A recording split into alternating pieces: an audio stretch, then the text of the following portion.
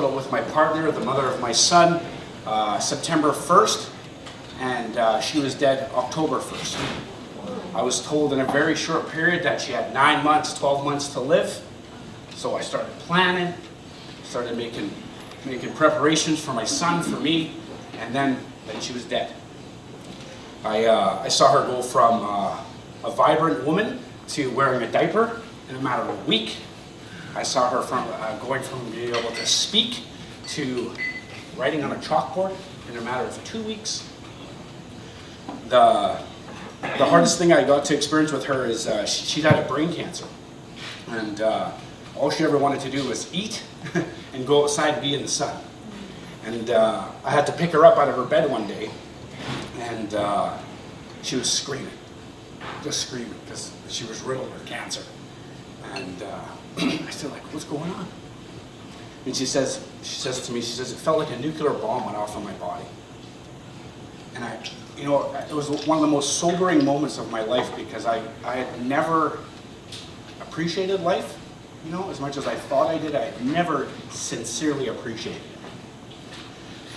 And what I have come to experience through the loss of someone that you love deeply is that all the things I thought I had, or that I wasn't. And the day that she died, I had to go tell my son. And I remember picking Ethan up at school. We're living in Quebec at the time, we're in Montreal, and so it's early fall. And the last couple weeks of her life, she couldn't talk, so our communication vehicle was a little whiteboard, a little check mark for yes and a little X for no. And Ethan hadn't, had the opportunity to be at the hospital that much, just because it wasn't a good environment for him. And so when I went to go pick him up at school, this is in early autumn, I'm down on my knees in front of him and trying to explain to him that his mom's gone. And this little kid's 6 years old, and there's no emotion coming because the understanding that she's gone has no relevance to him whatsoever. But as I'm falling apart emotionally, this little kid's looking up in the sky, and lo and behold, there's a set of geese flying off, and they're in a check mark. And this little guy looks at me and says, "Look, Mom's okay. Mom's okay."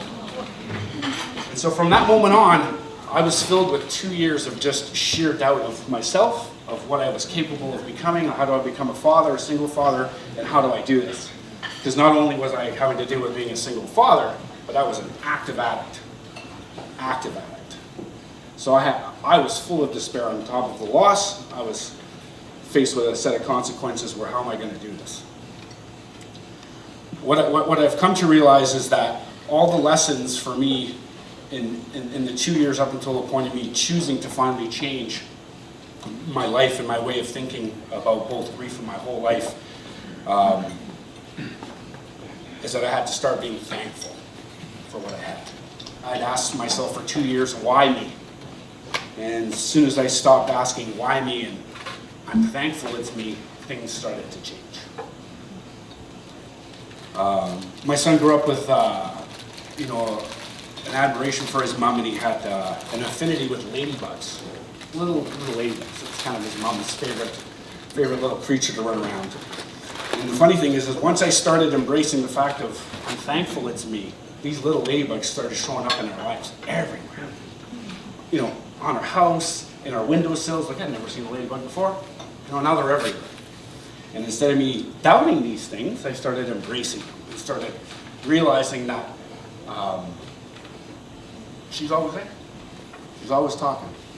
This life that we live love doesn't end, it just changes. And that love for me was that I had to start honoring what I had denied in myself for so many years. Right? Was that I am good enough to be a father, and I'm good enough to give and receive the love the way that this woman had given love to me. So as I'm going through this journey with my son, trying to figure out how to be a single dad and understand how to talk to him about this stuff, I realized that I didn't even need to. He had it all. He had it figured out. He had a place in his heart that would always love his mom. I was always trying to find reasons to explain things when I had no need to explain them. And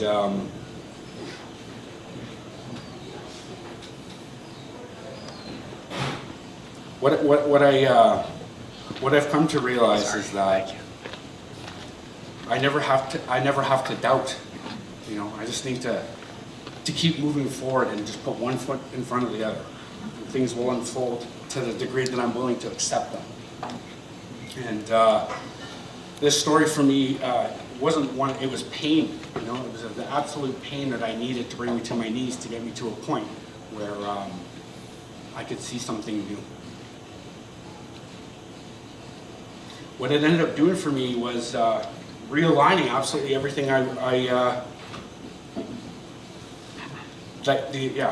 started realigning everything that I wanted to work towards, and it was just being the father that I knew I could be.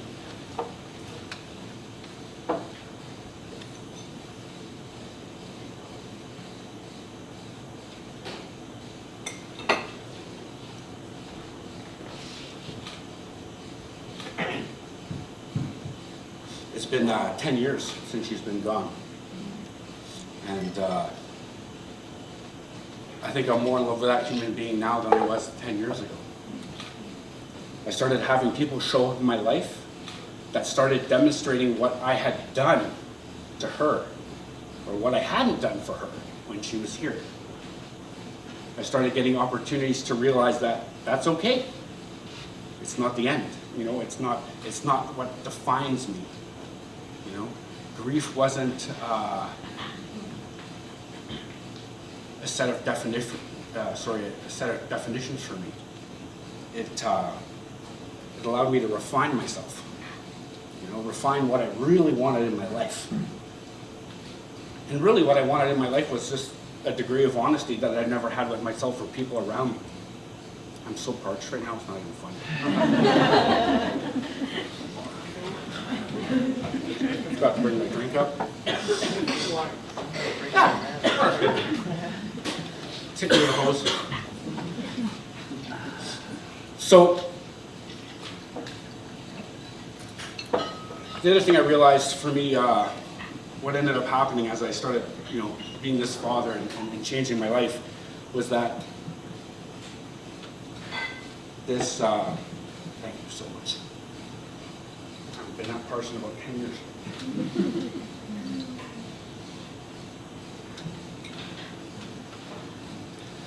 So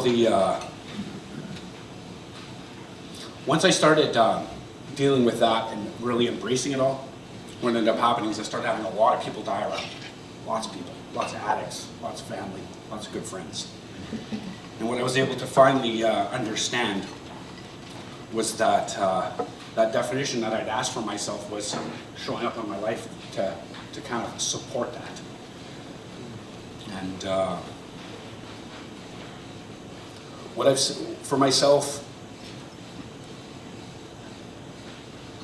the part of the story that no one ever wants to talk about, which I couldn't talk about, was just how painful it is to lose someone and not being able to talk about it, right? Not about the actual death of somebody, but all the things you wish you would have done, the things you wish you could have done, you know? All the things you know that no one knows, but you need to tell somebody, you know? The rage that you have, you know? And my journey was through, you know, psychotherapy, medications, you know, all things. But at the end of the day, what I needed was a human being that could just absolutely listen to me. Just listen, with no judgment. And that's what I found. And when I found that, I found, you know, a lot more freedom, both for myself and my son. And I know today that loss, whatever you want to call that, loss, death, change, transition, for me is a huge opportunity for us to become a lot more grateful than we've ever been. You know, not only is it going to allow me to put more energy into what's beautiful, but it's also going to allow me to change what isn't beautiful. You know? So, I don't know if that's close to the 10-minute mark, but that feels like where I'm going to wrap this puppy up. And I appreciate you all listening.